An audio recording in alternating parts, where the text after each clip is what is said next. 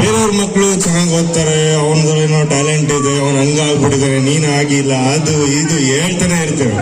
ಆದ್ರೆ ನಿಮ್ ಮಕ್ಳು ಯಾವತ್ತಾದ್ರೂ ನಿಮ್ಗೆ ಅವರಪ್ಪ ಅಮ್ಮ ಹಂಗಂತೆ ಹಿಂಗಂತ ಹೇಳಿದಾರ? ಇಲ್ಲ. ಅವರೇ ಡಿಫ್ರೆನ್ಶಿಯೇಟ್ ಮಾಡ್ತಾರೆ ಅಂದ್ಮೇಲೆ ನೀವ್ ಯಾಕೆ ಮಾಡ್ತೀರಾ? ಮಾಡ್ಬಾರ್ದು ತಾನೆ. ಸೊ ನಿಮ್ ಮಕ್ಳು ಗ್ರೇಟ್, ನಿಮ್ ಮಗನು ಗ್ರೇಟ್, ನಿಮ್ ಮಗಳು great.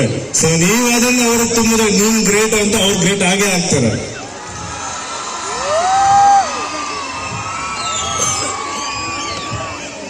So thank you so much. And ಹಾಗೆ ಸರ್ ನನ್ನ ಇನ್ವೈಟ್ ಮಾಡ್ಬೇಕಾದ್ರೆ ಒಂದು ಮಾತು ಹೇಳಿದ್ರು, ಬೇರೆ ಕಡೆ LKG ತಗೊಂಡು ಫೀಸ್ ಅಲ್ಲಿ ನನ್ನ ಸ್ಕೂಲಲ್ಲಿ LKG ಇಂದ 12th ವರೆಗೂ ಓದಿಸ್ತೀನಿ ಸರ್, ನನ್ನ ಕೆಪಾಸಿಟಿ ಅದು ಅಂತ.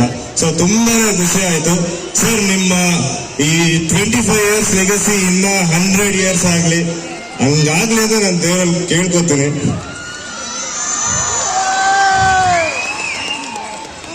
ಇಲ್ಲಿ ಗಂಟೆ ಬಂದ್ಮೇಲೆ ಒಂದ್ ಡೈಲಾಗ್ ಹೇಳಿಲ್ಲ ಅಂದ್ರೆ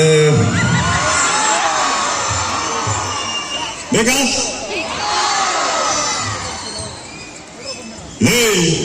ಅವ್ನ್ಗೆ ಹೇಳ್ಬಿಡು, ಏನಿದ್ರು ಮೊಟ್ಟಿನ ಕಣ್ಗೊತ್ಕೊಂಡ್ ಕೈಗೊತ್ಕೊಂಡ್ ಎದ್ದ ಮಕ್ ಸೇರ್ಕೊಂಡು ಆ ಕಾಡಿ ಕೀಳ್ಯೋದಯ, ಎದ್ರಾಳಿಗೆ ಮಣ್ ಮುಗ್ಸೋದಯ. Thank you. ನೀವ್ ಕೊಟ್ಟಿರೋ ಪ್ರೀತಿ, ನೀವ್ ಕೊಟ್ಟಿರೋ ಅಭಿಮಾನ, ಇಲ್ಲಿ ಬಂದು ನಿಂತಿದ್ದೀನಿ. ಸತತ 4 ವರ್ಷ ನಮ್ಮ ಪುಟ್ಟಕ್ಕನ ಮಕ್ಕಳು ನಂಬರ್ 1 ಅಲ್ಲೇ ಇದೆ, ಇವಾಗೂ ಇದೆ. Thank you so much. ನೀವು ಕೊಟ್ಟಿರೋ ಪ್ರೀತಿಯಿಂದಾನೆ, ಅಂಡ್ ಹಾಗೆ ನೀವು ನನ್ನ ಜೊತೆ ಇರ್ತೀರ ಅನ್ನೋ ಒಂದು ನಂಬಿಕೆಯಿಂದಾನೆ ಇನ್ನೊಂದು ಸ್ಟೆಪ್ ಮುಂದೆ ಇಡ್ತಾ ಇದ್ದೀನಿ, ಸಿನಿಮಾ ಮಾಡ್ತಾ ಇದ್ದೀನಿ. ಸೊ ಆ ಸಿನಿಮಾ ಜೊತೆ ಕೂಡ ನೀವು ಇದೇ ತರ ನನ್ನ ಸಪೋರ್ಟ್ ನಿಲ್ತೀರ ನಂಬಿಕೆ ಇದೆ. ನಿಲ್ತೀರ ಅಲ್ವಾ? ನಾನು ಹೇಳೋದಿಷ್ಟೇ, ಅರ್ಹತೆ ಇದ್ರೆ ಬೆಂತಟ್ಟಿ, ಇಲ್ಲ ತಲೆ ಮೇಲೆ ನೋಡಿ ಪಕ್ಕದಲ್ಲಿ ಕಳಿಸಿ ಅಷ್ಟೇ.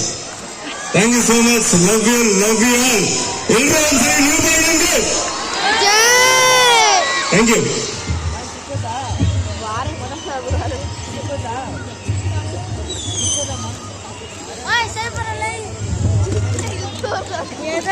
ಏ